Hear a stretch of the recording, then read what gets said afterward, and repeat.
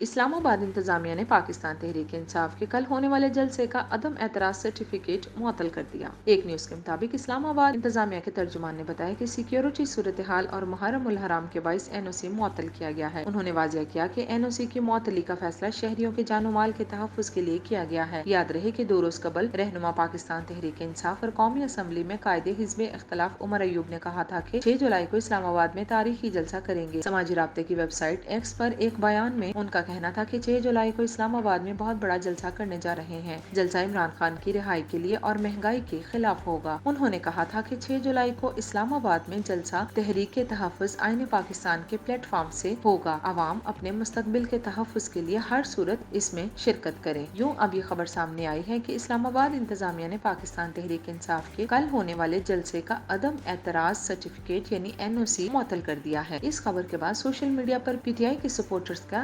دلچسپ تبصرہ جاری ہے۔